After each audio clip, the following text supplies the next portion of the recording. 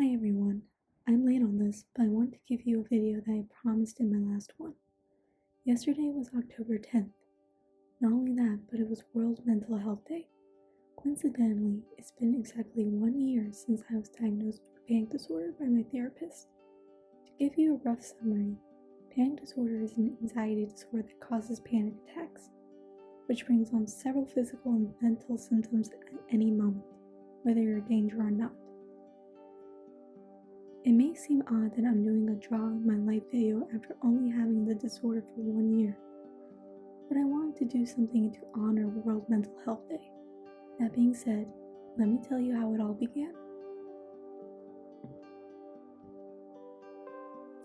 My home life is pretty average. I live with my mother and her husband since my parents divorced years ago, and my father lives in another part of the state. My family members give me nothing but love, even when they find out I have Asperger's syndrome. If you want to know more about that story, don't worry, I'll save that for another video. Back to the story. Everything changed on August 10th, 2019. Nothing exciting or scary happened. Well, except when I saw scary stories to tell in the dark with my sister the night before. I can't say I was terrified since I hid behind my hands for the entire film. What did happen was that I suddenly developed sick-like symptoms overnight. I woke up hyperventilating, shivering, and threw up repeatedly. I can't say if that was the actual start or the side effects of the NyQuil that I took. Either way, I was sick. I refused to eat generally for more than 12 days, fearing that my stomach wasn't ready, since I was feeling the symptoms. Then August 15th came. My mom, sister, and brother were at the movies with me, seeing a rip track showing. Just before the movie started, my entire body felt like death. Pins and needles covered my body with fire. My stomach was in knots, and my mind was screaming that something was wrong. Dread blocked out all of my senses. I had to leave the room.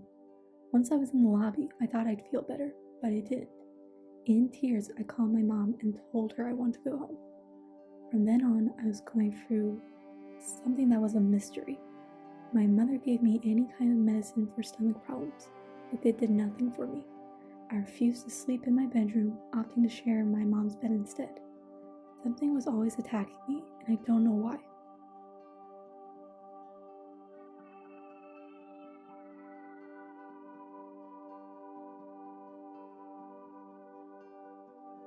Finally, around the end of August, I saw my family doctor. After he checked me, he suggested to my mom and me that it could be the start of anxiety. My mother informed him that my family had a history of anxiety, but I was blown away. Anxiety? How could this happen? Is it something that goes away? All I could do was listen to my doctor's recommendations and go find a therapist. How was I supposed to find a therapist that knew how to talk to someone on the spectrum? Luckily, my mother researched everything she could immediately, and we found one. Unfortunately, it took about a month to meet my therapist, so I had to go about my day with the fact that I was fine, yet somehow not. I had my good days, then my bad ones. There would be days where I got little sleep and continuously felt my usual symptoms. Each day, I'm eating more, I just want to be healed in my heart, I said once on Facebook. I managed to find some ways to cope though. Through Google, I learned that keeping your thoughts in a journal helped. While I was expecting it to make the bad feelings go away, it felt nice to write down everything going on inside me. October 10th finally came. My mother and I drove to the therapist's office to see if I could get a diagnosis. The only thing we got from this man was that he was highly recommended. I could see why when we met him. I'm going to call him Ben here and possibly in future videos. Ben was down to earth and very friendly.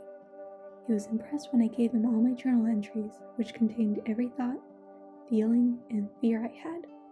I gave him everything he needed to know.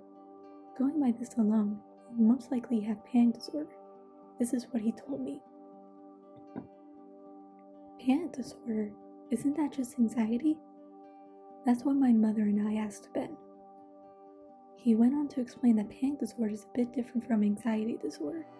The main difference is that panic disorder can happen at any random moment.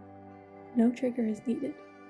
When he asked if I ever felt like I was dying or something terrible was going to happen, I wanted to hug him.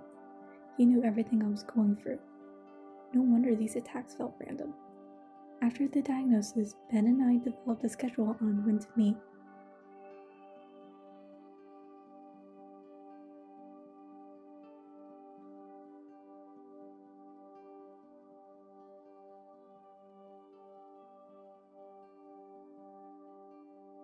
He suggested I could take medicine to lessen the likelihood of my panic attacks, but I declined.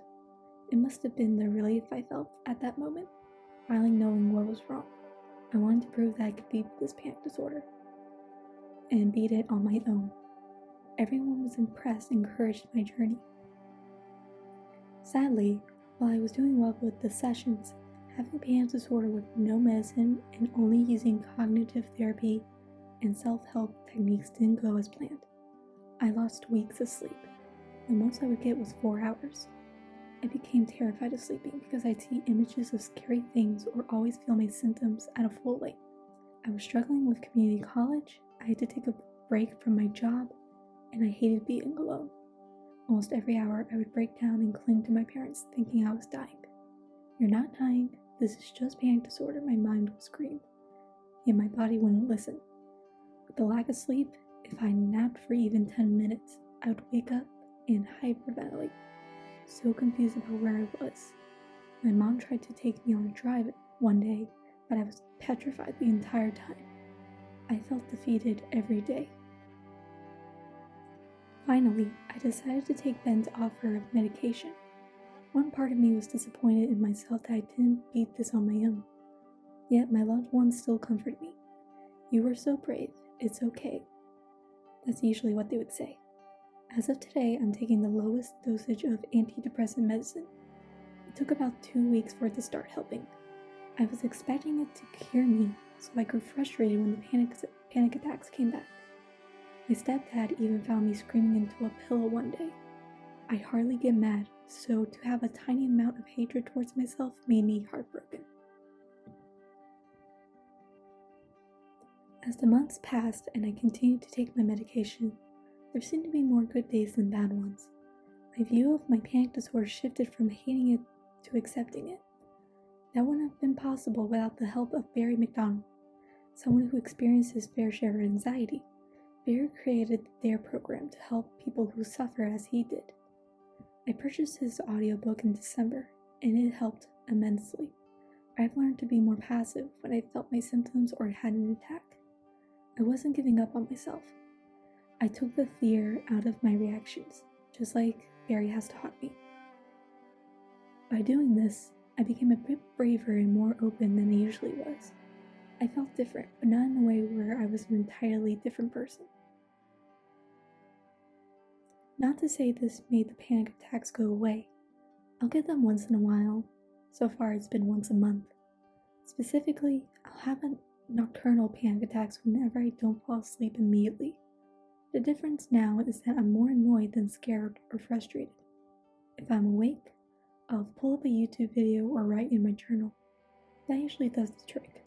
If I don't sleep well that night, I'll take a short nap the next day. Like I said, I don't do these techniques to cure my panic disorder anymore. I do them to make my life a bit easier. There you have it, my 1 year of having anxiety. Honestly, I got emotional reminiscing about the beginning of my story. It's hard to believe all this happened over a year ago.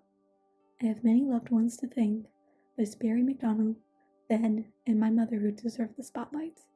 They were nothing but loving and supporting. I don't think I would have made it this far without them. Thank you for watching this video. If you have any questions, leave them in the comments and I'll try to answer them as soon as I can. Have a great day and remember, your mental health is more important than anything else. Bye!